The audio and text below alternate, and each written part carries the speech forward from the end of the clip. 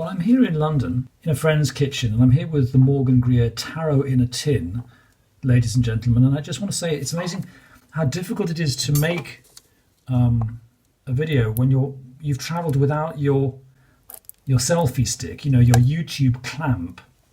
So I've had to really improvise in this kitchen, and I borrowed my friend's this little. It's a container with all the chopping boards, and I've balanced my phone on that container. But anyway, I didn't want to unwrap this tarot without filming it, because I'm a YouTube whore, I suppose. It's the right word.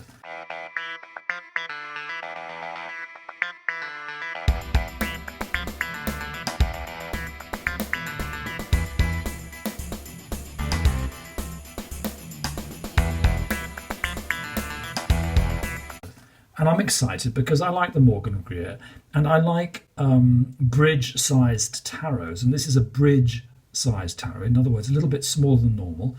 And I'm going to open it live, and we're going to see if it's any good. We're going to see if the colours are nice, and we're going to see if I like it. Let's have a look. Why is it in a tin? No one really knows. Presumably, tins exist. The tin factory exists.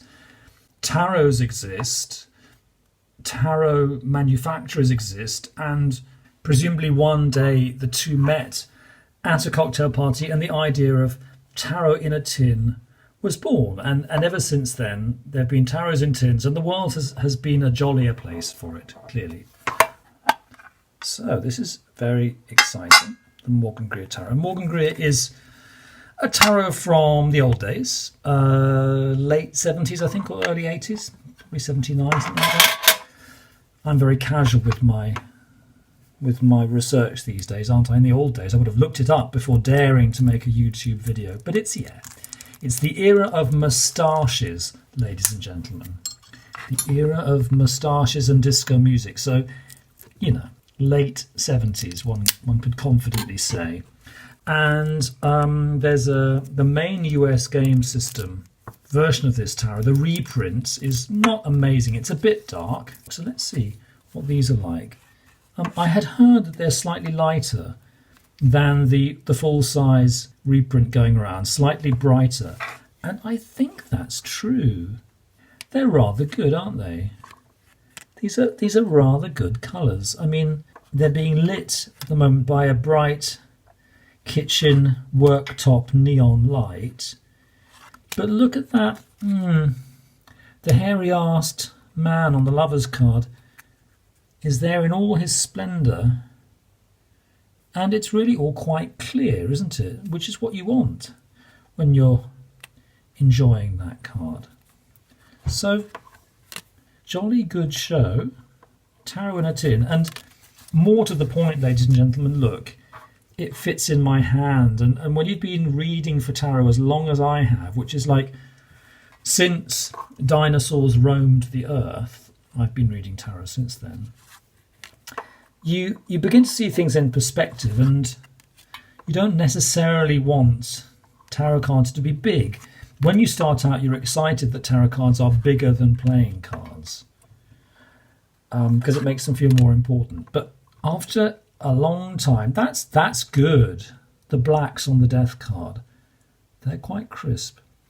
After X decades of reading, I won't tell you how many, you get to thinking, well, okay, I don't need them to be big in order to impress me. I don't need the tarot cards to impress me.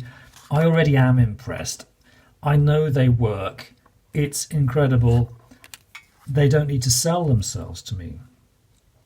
So I think what happens is when you get to a ripe old age as a tarot reader or whatever, or ripe old amount of experience, you decide to yourself, okay, the querent, the person who's coming to have their tarot cards read, they maybe need tarot cards to be big.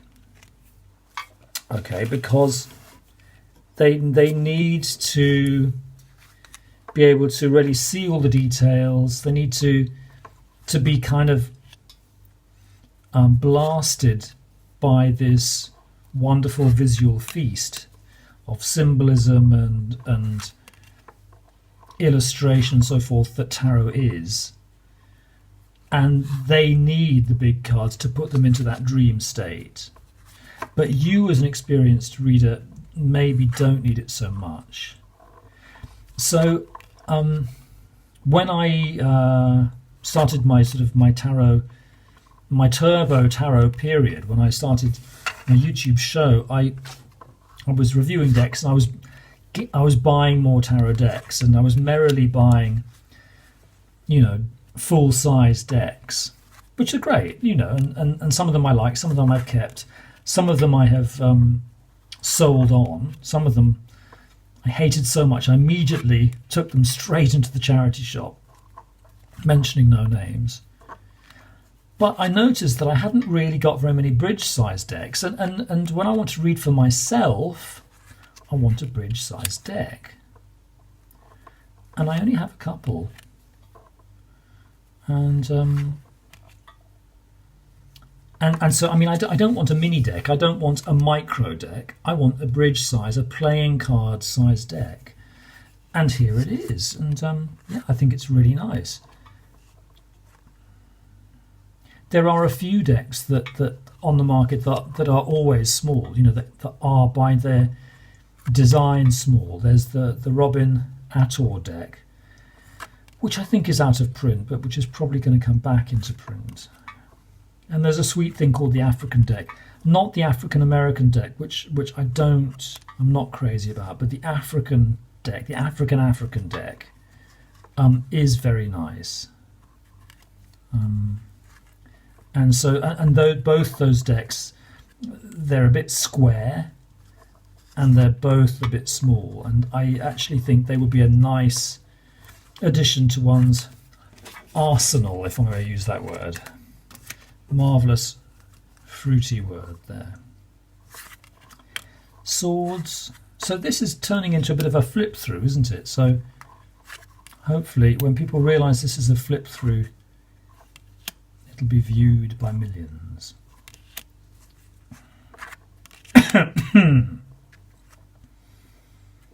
Very good. I'm impressed. I think the colours are good, ladies and gentlemen.